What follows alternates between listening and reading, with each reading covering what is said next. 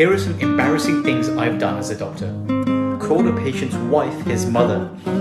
I said this to a prisoner patient after I finished examining him. Okay, you're free to go home. Sometimes when you're taking a history from a patient, you're just on cruise control on automatic flight mode. I ask, do you smoke any cigarettes? No, the patient says. Okay, how many cigarettes? So a patient was telling me about the surgery she's had in the past. She mentioned she's had a hysterectomy, so she's had her uterus removed. As I'm writing that down, I ask her if she's having regular periods. I was trying to take some blood from a patient and it was really challenging. So I bent down trying to get a better angle. I was wearing some pretty tight trousers at the time. I managed to take the blood, but I also managed to rip my trousers in the process in the back. But I didn't notice that. It was Christmas and I was wearing festive red underwear. And that day, the whole hospital noticed as well. You know those prank videos you get where it says, watch this with sound on? But you don't know it's a prank until you watch the video? Well, my boss sent me a video on my phone. Watch with sound on, he says. I'm thinking it's some interesting news clip or something like that. Sound on, I start playing the video. 5 seconds in, it turns into loud sex noises. Which is fine, except I'm in the breast surgery clinic with about 15 female patients waiting outside my door. Okay, so this patient I'd never seen awake before. When I operated on him, he was asleep and fully draped. I saw him on the second day after the operation. He was with the physiotherapist. I examined the wound, reassured the patient, and said to the patient, everything's fine, we just need to get you walking and moving a bit more.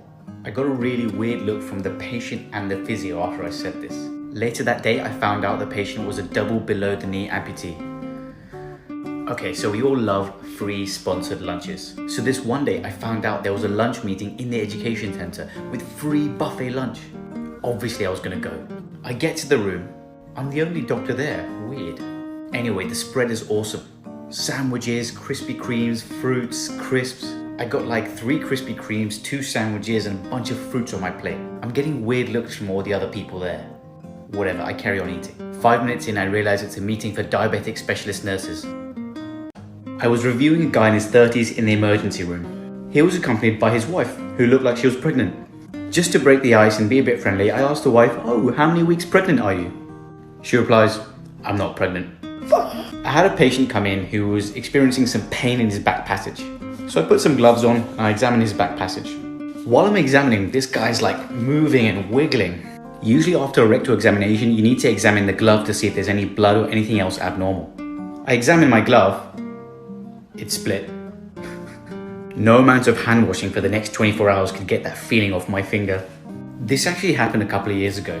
I was in the middle of a surgical clinic. I was just finishing my appointment with a lady in her 60s. At the end of the appointment, she gathered up her belongings and was leaving. I said to her, bye, love you. So I was in the emergency room and I just finished my examination of a woman in her 40s. I noticed she's got some family with her in the waiting room. So I say to her, shall I ask your son to come in? She gives me the coldest stare and says, that's my husband. I was in the male changing room about to use the toilet. I get a call from one of the nurses. She wants some advice about one of the patients, so I give it to her. I think that's the end of it and I put my phone to one side. And I think I've hung up. It turns out the nurse actually handed the phone over to one of her colleagues who also wanted to ask me some questions. This was now 10 hours into my shift and it was the first time I was going to the toilet. So you can imagine the size of my bladder. Little did I know the nurses were listening to all the sound effects I was producing. I go to the ward later. All the nurses are giggling when they see me, making comments about how it's good I'm drinking so much water. I just finished examining one patient and I was about to examine another one. My hands were still a little bit wet because I just washed my hands. Wet hands, rubber gloves. Also, this was my first week as a doctor. I mean, I'm really going for it and I'm just messing it up completely. Never put gloves on when someone's watching.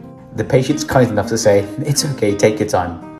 It was my first day in a new hospital. I had a surgical clinic to run that day. I go to see the surgical secretaries to introduce myself. She also gives me a dictaphone for the clinic so I can record my patient notes and hands me some paperwork.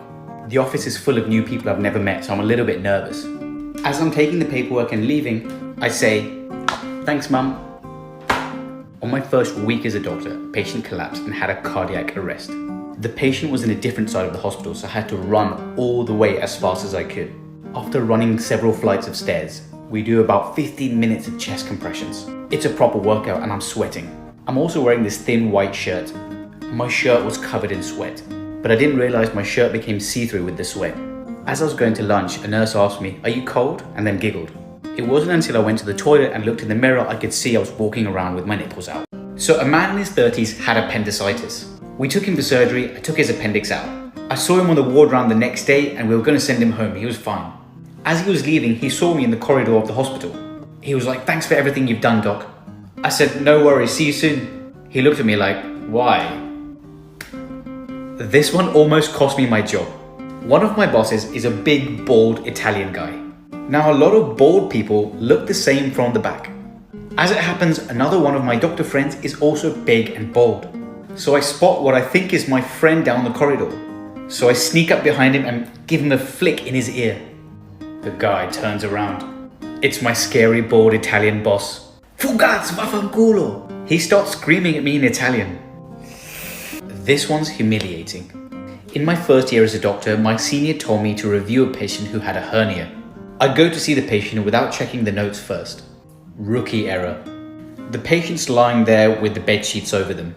When you're examining a groin hernia, it's always useful to make the patient stand up first. So I said, "Would you mind standing up for me, sir?" He looks at me and says, "I can't."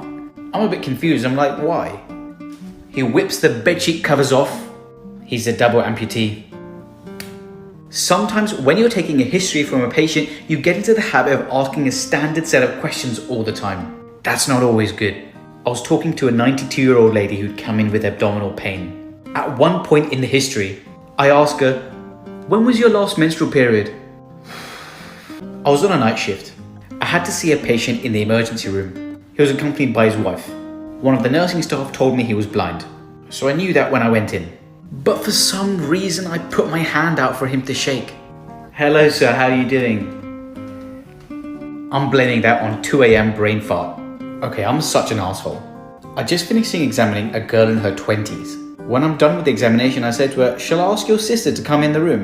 She looks at me and says, "That's my mum." I've done lots of embarrassing things, but I'll give you 2 stories. On my first day on the surgical rotation as a third-year medical student, I wore shoe covers as a scrub hat. And the second one is even worse. I was a medical student rotating through emergency medicine. I had to take a history from a guy who'd been stabbed in his pec muscle with a knife. I asked him to describe the pain. Is it sharp? Is it dull? Is it burning? Is it stabbing? Yeah, I actually asked a guy who's been stabbed if his pain is stabbing.